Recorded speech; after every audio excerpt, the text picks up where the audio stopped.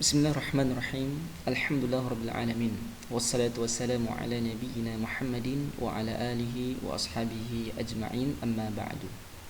Hukum menabur bunga di atas kuburan atau menancapkan ranting-ranting pohon yang basah di atas kuburan dengan harapan agar kiranya Allah meringankan azab penghuni kubur, berdasarkan apa yang pernah dilakukan Nabi Shallallahu Alaihi Wasallam terhadap dua kuburan. Yang pertama adalah karena tidak sempurna dalam istinja dan istitarnya. Yang kedua karena namimah, mengadu domba. Begitu pula dilakukan oleh sahabat Buraidah radhiyallahu anhu yang berwasiat untuk ditancapkan ranting kurma yang basah di atas kuburannya, mencontoh Nabi sallallahu alaihi wasallam.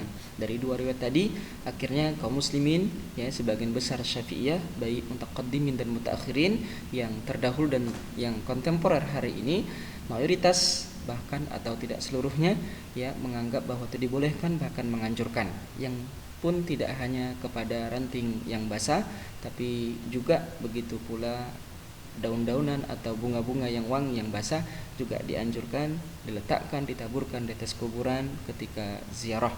Ini disebutkan dalam kitab Fathul Mu'in dan kitab-kitab Syafi'iyah lainnya.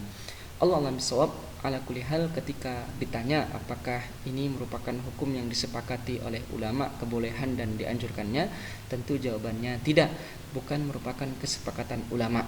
Artinya bahwa ada ulama yang melarang, yang mengingkarinya, tidak sedikit, tidak satu dua, ada beberapa ulama yang juga melarangnya untuk menjawab pertanyaan apakah itu disepakati atau tidak. Nah, kita sebutkan di kitab yang pertama dalam awal kajian kita ini, kitab Kashful Lisam Syarah Umdatil Ahkam, yang ditulis oleh Al-Imam As-Safaraini Al-Hambali rahimahullah ta'ala, ulama yang wafat di tahun 1188 Hijriah. Dalam kitabnya ini di Al-Juz'ul Awal, Al-Mujallad Al-Awal, di halaman 224. Beliau rahimahullah ta'ala mengatakan ketika menjelaskan tentang perbuatan Nabi dan apa yang diwasiatkan oleh waqad awsa Buraidah radhiyallahu anhu ayyaj'al jaridah ala qabrihi, yang disebutkan oleh Imam Bukhari dalam hadis sahihnya. Maka beliau mengatakan waqad istahabba dzalika jama'atun minal ulama'i min ashabina wa ghairihim, telah dianjurkan oleh sekelompok ulama dari kalangan kami, yakni ulama Hambali, wa ghairihim, dan ulama-ulama selain Hambali, itu telah menganjurkannya. Wa angkarahu akharun, namun sebagian yang lain mengingkarinya. Jadi dari kitab ini kita mengetahui tidak semua ulama berpendapat dibolehkan bahkan dianjurkan, tapi ada sebagian yang mengingkarinya. Begitu pula yang disampaikan oleh Al-Imam Ibnu Hajar Al-Asqalani rahimahullah, seorang ulama yang wafat di tahun 852 Hijriah, dalam kitabnya yang fenomenal Fathul Bari Bisyarh Sahih Al-Bukhari. Dalam kitab beliau ini Al-Juz'ul Awal, juz pertama, terbitan Ar-Risalah Al-Alamiyah, beliau sebutkan di halaman 656 ketika menjelaskan hadis Rasulullah yang menancapkan pelepah kurma basah di atas dua kuburan. Beliau menyebutkan ulama yang mengingkari perbuatan tadi, yakni Al-Imam Al-Khattabi. Kata beliau, wa qad istankara Al-Khattabi wa man tabi'ahu wa an-nasil jarid wa nahwihi fil qabr, bahwa beliau menyebutkan Al-Imam Al-Khattabi mengingkari dan ulama-ulama yang mengikuti pendapat beliau ini tentang hukumnya orang-orang yang meletakkan pelepah atau ranting-ranting pohon yang basah dan yang semisalnya atau seperti bunga dan yang lainnya di atas kuburan, amalan bihadal hadis, yang karena mengamalkan hadis tadi.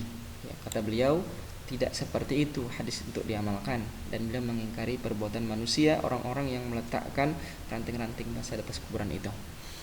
Ada ulama kedua yang disebutkan oleh Al-Imam Ibnu Hajar, yakni At-Turtushi, di mana At-Turtushi rahimahullah juga mengatakan anna dzalika khasun bi barakati yadihi, karena apa yang beliau lakukan itu merupakan kekhususan dengan keberkahan tangan Nabi sallallahu alaihi wasallam. Itu kekhususan, kata Al-Imam At-Turtushi. Walaupun ulama yang lain Syafi'iyah tentu yang membolehkannya mengatakan itu bukan kekhususan.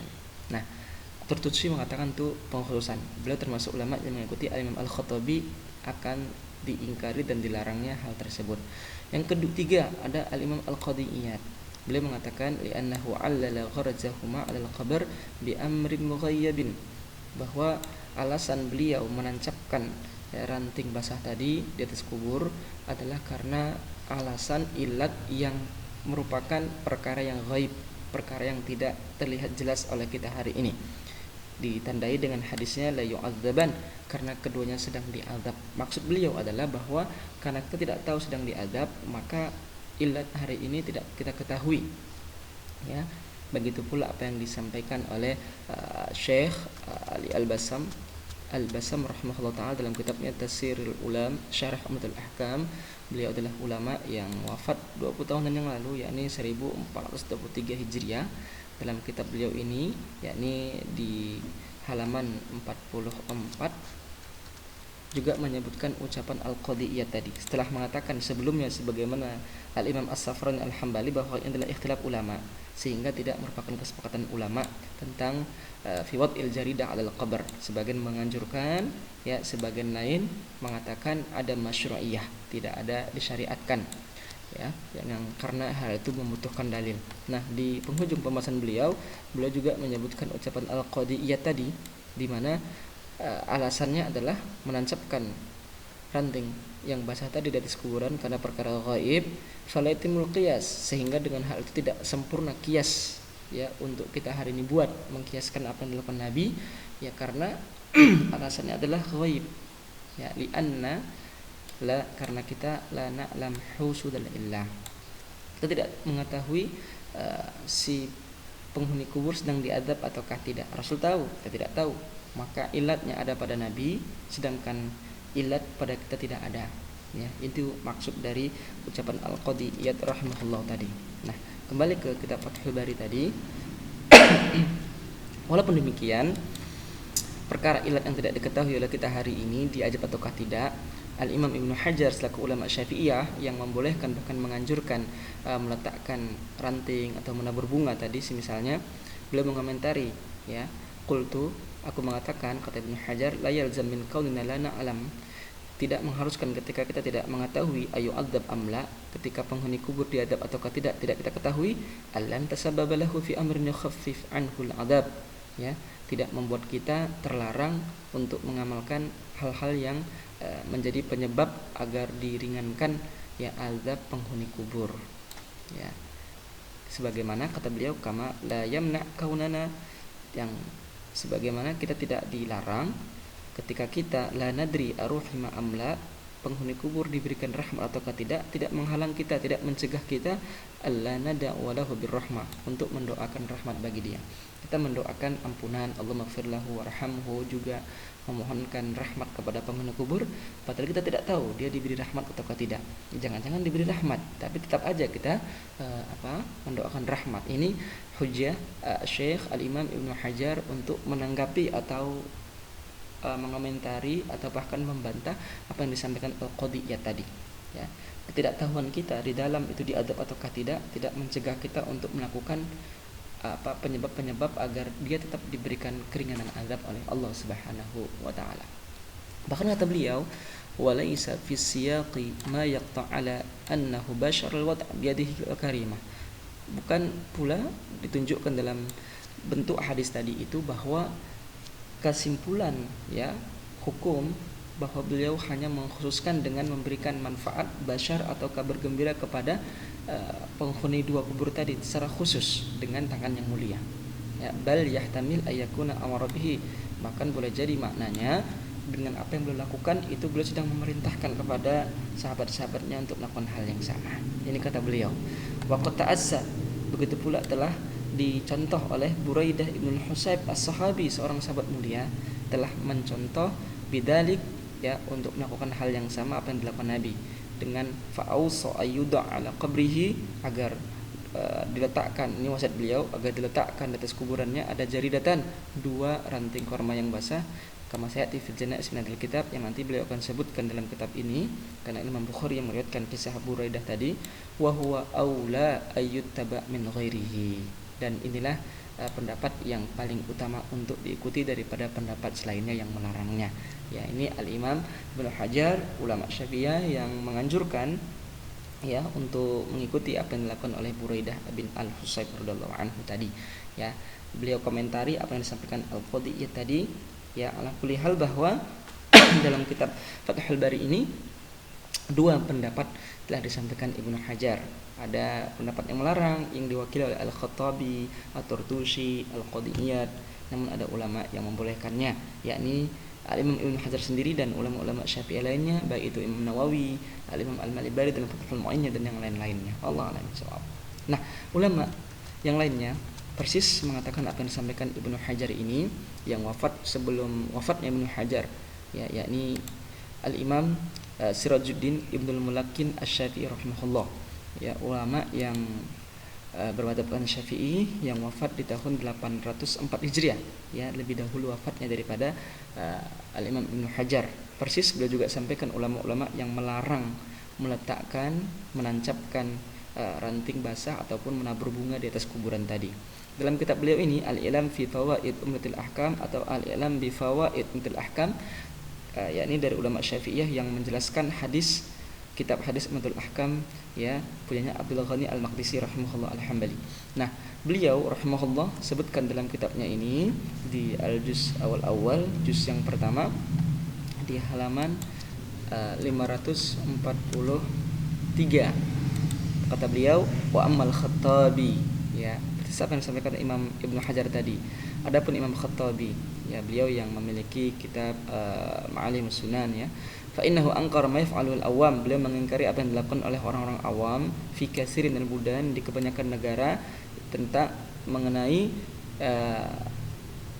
membentangkan, ya, semacam kubah ataupun katakanlah hal-hal yang memayungi kuburan, muta'alliq ini bihadal hadis, yang berpegang kepada hadis tadi. Ya, dengan berpegang kepada hadis tadi itu, kata beliau, merupakan kekeliruan yang beliau ingkari, ya, perbuatan orang-orang awam tadi itu. Walaysa lima ta'atuhu min dzalika wajhun, tidak ada sisi pendalilan dari apa yang beliau lakukan itu. Beliau juga mengatakan waladhi waqa'a fi hadzal hadis, ya, yang terjadi pada hadis tadi itu adalah innama kana min nahri tabarruk bi atharihi wa du'aihi bitakhfifi anhuma, adalah karena dari sisi dapat berkahnya dari bekas tangan Nabi sallallahu alaihi wasallam yang menancapkan tadi, dan juga athar doanya Nabi, juga karena berkah doanya Nabi kepada dua penghuni kubur secara khusus agar diringankan azabnya. Walaysa dzalika min ajli, itu bukan karena semata-mata anna fil jarid rotab, karena bahwa pada ranting korma yang basah tadi itu, ya, makna ada satu hal yang bisa meringankan azab pada penghuni kubur, laisa fil yabis, yang itu tidak dimiliki oleh ranting yang kering. Jadi tidak ada pembedaan antara ranting yang basah dengan ranting yang kering. Ya, ini juga ada disebutkan oleh ulama yang lain, karena secara umum bahwa dalam ayat Al-Quran yang ada di muka bumi ini itu semuanya bertasbih kepada Allah. Tidak ada pengkhususan hanya yang basah, ya, itu yang bertasbih, sedangkan yang kering tidak bertasbih. Itu maksud beliau. Sehingga yang ada pada kasus tadi dalam hadis Bukhari Muslim tadi adalah karena berkahnya tangan Nabi yang menancapkan, juga karena doanya Nabi secara khusus. Tidak bisa kita melakukan hari ini. Allah a'lam bishawab. Nah, ulama yang kedua yang juga disampaikan oleh Al-Imam Ibnul Mulakin, sebagaimana Imam Ibnu Hajar sebelumnya, At-Turtusi, yakni tepatnya dalam kitabnya Sirajul Muluk, ya, ketika menyebutkan hadis tadi, beliau mengakhiri pembahasannya wadzalika li barakati yadihi, itu karena barokah tangannya Nabi sallallahu alaihi wasallam, ya. Juga ada pula dalam kitab Tahrimun Namimah disebutkan hal yang sama. Begitu pula ulama yang ketiga, persis juga sebagaimana mengatakan Ibnu Hajar, yakni Al-Imam Qadiyat, ini ulama ketiga yang mengingkarinya. Lama naqala kalam Al-Khattabi, ya, wa fi'la Buraidah qal, ketika menukil meriwayatkan ucapan Khattabi, pengingkaran beliau Al-Khattabi tadi, juga pendapat atau perbuatan Buraidah tadi, sahabat Nabi. Apa kata beliau Imam Al-Qadiyat?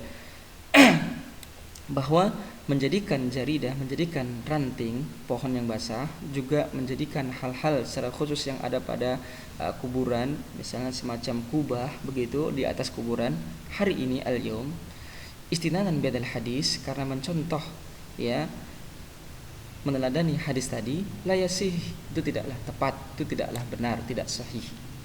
Kenapa? Alasannya kata Al-Qadiyat, li'annahu alaihi salam 'allala gharzaha 'ala al-qabr bi illatin muayyanah, bahwa Nabi kita SAW itu menjadikan alasan beliau menancapkan itu adalah ilatnya, alasannya adalah karena sesuatu yang itu terkhusus, muayyanah, ya, la yutla 'alaiha, yang tidak bisa kelihatan oleh kita, yakni dengan ucapannya innahuma la yu'adzaban, bahwa keduanya sedang diazab. Ini ilahnya Nabi, di mana dengan itu Nabi sallallahu alaihi wasallam mengetahui bahwa keduanya sedang la yu'adzaban. Falidzalik ya fa'ala ma fa'al. Maka dengan itulah beliau melakukan apa yang telah beliau lakukan. Alasannya karena sedang diazab, maka beliau lakukan itu. Ya, wala naf'aluhu nahnul an. Sedangkan kita hari ini tidak perlu mengamalkannya. Kenapa? Li'anna la na'lam halil mayyit yu'adzab aw huwa mimman ghufira lahu. Karena kita tidak tahu hari ini apakah mayit, si penghuni kubur itu diazab ataukah telah diampunkan oleh Allah. Ya, kama qulna fi hadisil muhrim, sebagaimana yang telah kami sebutkan dalam hadis orang yang meninggal dalam keadaan muhrim, ihram. Kata Rasulullah sallallahu alaihi wasallam, la tamassuhu tiba, jangan kalian ya letakkan tib, yakni wangi-wangian, li'annahu yub'atsu yaumil qiyamah mulabbiyan, karena beliau yang meninggal dalam keadaan ihram tadi itu akan diangkat, akan diutus, dibangkitkan besok di hari kiamat dalam keadaan bertalbiyah. Nah, ini ilat ataupun alasan Al-Imam Qadiyat menjadikan tadi itu hujah beliau bahwa yang tidak kita ketahui diazab ataukah tidak, maka hari ini tidak perlu dilakukan. Sebagaimana kalau sudah kita ketahui bahwa seorang yang meninggal dalam keadaan ihram mendapatkan manfaat dari ihramnya sehingga besok dia dibangkitkan dalam keadaan bertalbiyah, maka kita tidak perlu meletakkan tib, tidak perlu meletakkan wewangian. Ya, ini ya dari hadis ini beliau mengatakan maka tidak perlu kita letakkan apapun karena kita tidak mengetahui. Ya. Nah, yang hadis muhrim tadi kita tahu dia sedang keadaan ihram. Itu saja kata Rasulullah tidak perlu kita letakkan. Ya, seperti itu. Allah alam bisawab. Ya, walaupun demikian ya Al-Imam Ibnu Hajar tadi telah diskusikan, telah bantah apa yang disampaikan Imam Qadiyat ini. Ya, seorang yang tidak kita ketahui diberi rahmat ataukah tidak menghalangi kita untuk mendoakan rahmat untuknya. Ya, ala kulli hal sama-sama berdalil ya. Ibnu Hajar kuat hujjahnya Al-Qadiyat pakai hadis orang yang meninggal dalam keadaan ihram tadi tidak perlu dipakaikan wewangian. Ini juga kuat hujjahnya. Ya, yang jelas bahwa Al-Qadiyat wasawaba maqalatul Khattabi. Beliau menguatkan, membenarkan apa yang disampaikan Imam Khattabi dengan pengingkarannya terhadap praktek menabur bunga di atas kuburan ataupun menancapkan pelepah ya pepohonan ranting-ranting yang basah. Allah SWT. Nah, ternyata dalam kitab Ibnul Mulaqin ini tidak hanya Al-Khattabi, At-Turtushi, Al-Qadiyat, ada ulama keempat nih. Wa tabi'ahum Ibnul Hajj Al-Maliki aidan. Ternyata yang dijelaskan Al-Khattabi tadi dan Al-Qadiyat dan juga At-Turtushi diikuti oleh Al-Imam Ibnul Hajj Al-Maliki, pemilik kitab Al-Madkhal. Ya, faqala, apa kata beliau? Dzalika raji'un ila barakati ma waqa'a fi lamsihi alaihi salatu wassalam litilkal jaridah. Itu kembali kepada berkahnya apa yang ada pada sentuhan tangan Nabi sallallahu alaihi wasallam kepada ranting yang basah tadi. Karena berkahnya beliau menyentuh ranting tadi, akhirnya terjadilah ya diringankan azab kedua kubur tadi. Qala, beliau Al-Imam Ibnu Hajj melanjutkan, falyahdhar, maka hendaklah ditinggalkan ya perbuatan min gharsy syajara, yakni dengan menanam pohon au raihan atau bunga-bunga yang wangi, au gharima atau selain keduanya, inda qabrihi, di atas kubur. Qala, beliau melanjutkan kembali, wa ma naqala an ahadis sahaba, dan apa yang pernah diriwayatkan dari salah seorang sahabat, yakni sahabat Buraidah radhiyallahu anhu, falam yushibhu amalun ma, maka tidak diikuti oleh sahabat yang lainnya. Tidak ada satu perbuatan pun yang mengikuti perbuatan perbuatan Buraidah tadi. Fahum, maka sahabat-sahabat yang lain yang tidak mengikuti Buraidah tadi ya, lau fahimu, seandainya mereka memahami dzalika, apa yang dilakukan dan dipahami oleh sahabat Buraidah, la badaru bi ajma'ihim, maka mereka akan bersegera dengan keseluruhan sahabat yang lainnya, untuk mengamalkan yang sama apa yang dilakukan oleh sahabat Buraidah. Walakana, bahkan yaqtadi ayakuna dafan, ya ini menuntut konsekuensi nanti akan menjadi ya dalam hal ad-dafan, menguburkan mayit, fil basatin mustahabba, hukum menguburkan ya mayit di kebun-kebun itu menjadi mustahab, sunnah yang dianjurkan. Seandainya ya bahwa pendapat ini adalah yang lebih tepat, kata beliau Ibnu Hajj, maka memakamkan mayit, menguburkan mayit di kebun-kebun maka hukumnya dianjurkan. Berarti menunjukkan bahwa Ibnu Hajj mengatakan tidak ada anjuran dari ulama untuk dikuburkan di tempat yang rindang, di tempat yang banyak pepohonan, agar kiranya senantiasa lah pohon ini bertasbih yang kemudian memberikan manfaat kepada kubur ya, penghuni kubur. Atau bahkan bisa dikiaskan dengan yang lain-lain, karena tadi adalah ada kalimat rutab, basah, atau kemudian dengan cara terus basah itu kubur, apakah disirami terus dan seterusnya. Ya ini konsekuensi dari apa yang teruskan Ibnu Hajj, bahwa tidak adanya anjuran untuk dikuburkan di kebun-kebun, ya ini juga menunjukkan bahwa hal ini tidaklah dipahami sebagaimana yang dipahami oleh ulama-ulama kita yang menganjurkannya. Allah a'lam bishawab. Walaupun demikian, ada 4 ulama sudah ya, oleh Al-Imam Al-Khattabi, diikuti Al-Imam Al-Qadiyat, kemudian Al-Imam At-Turtushi, kemudian Al-Imam Ibnu Hajj Al-Maliki, penulis kitab yakni Al-Imam Ibnu Mulakin Asy-Syafi'i sebagaimana Asy-Syafi'iyahnya beliau, yakni seperti Al-Imam Ibnu Hajar, An-Nawawi dan yang lainnya. Beliau pun kemudian mengatakan qultu, komentar beliau, wa amal Qurtubi, ada Imam Maliki yang lainnya ini Al-Imam Qurtubi dalam kitabnya Tadhkirah At-Tadhkirah fi ahwal al-maut wal akhirah ini, dan ulama-ulama mereka Maliki yang lainnya, bahwa beliau mengatakan mustafad min hadza, diambil faedah dari hadis ini yang menunjukkan bahwa meletakkan 2 ranting basah dan menanam pohon di atas kuburan, bahkan qiraatul Quran adalah khabar di atas kuburan. Ya, ini ada kesimpulan untuk diikuti, ya.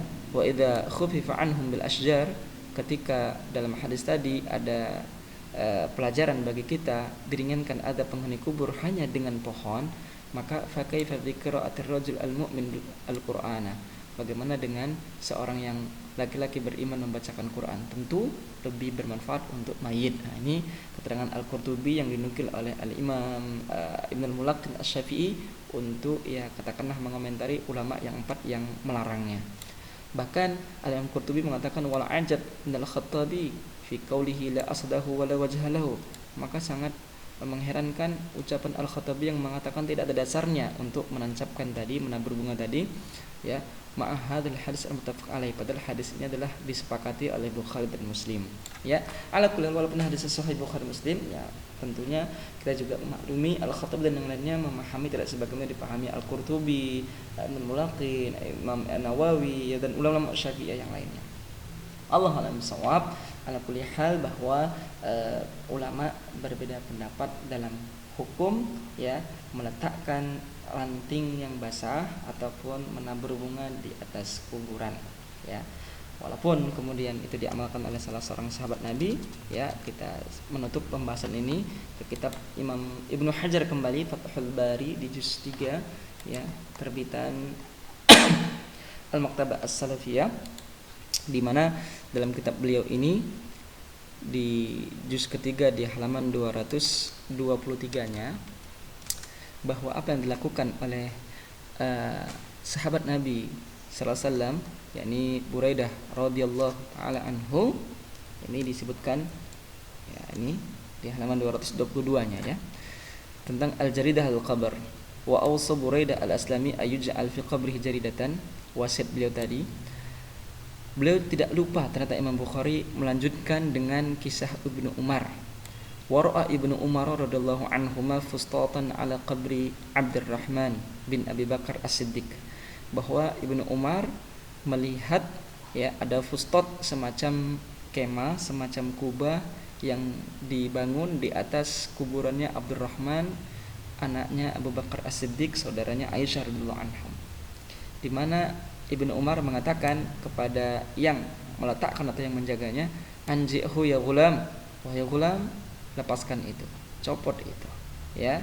Artinya jangan letakkan fustot, ya, kemah ataupun sesuatu yang ada pada kubah di atas kuburannya Abdurrahman bin Abu Bakar As-Siddiq itu. Fa inna ma yudhilluhu amaluhu, karena yang menaungi dia bukan payung di atas kuburnya tadi itu, tapi yang menaunginya adalah amalnya sendiri. Ya. Jadi ternyata dalam Sahih Bukhari tidak hanya menyampaikan wasiat Buraidah Al-Aslami saja, tapi ternyata beliau juga sebutkan kisah Ibnu Umar yang melarang, yang seakan itu ta'arud. Nanti kalau dibaca Fathul Bari, seakan apa yang dilakukan Buraidah dan yang disampaikan Ibnu Umar ini saling ta'arud, saling bertentangan. Buraidah mengharap ada naungan ataupun mendapat manfaat dari wasiat beliau tadi, pelepah kurma basah tadi, sedangkan apa yang dilakukan atau diucapkan oleh Ibnu Umar sebaliknya, lepaskan itu karena yang menaungi dia bukan hal-hal yang kita buat, yang kita tancapkan di atas kuburnya, ya, tapi yang menaungi adalah amalnya. Tapi kita sampaikan saja dalam kitab ini bahwa Ibnu Hajar Al-Asqalani rahimahullah sebagai ulama yang memang tadi ya mendukung tetap dibolehkan, ya, mengomentari, ya, dan juga menuliskan ada ucapan ulama yang betul-betul memahami bahwa Imam Bukhari sebenarnya berpendapat bahwa hal itu ya tidaklah kita lakukan hari ini, ya, atau kamu kala, ya. Kita bisa lihat apa yang disampaikan beliau dalam kitabnya ini. Beliau menukil ucapan Ibnu Rashid. Ini dia, qala Ibnu Rashid, ya, wa yudhar atau wa yadhhur min tasarrufil Bukhari, dan tampak jelas bahwa berpindahnya Imam Bukhari dari apa yang beliau ucapkan tentang kisah Buraidah kemudian menukilkan kisahnya Ibnu Umar itu namanya tasarruf, anna dzalika khassan bihima.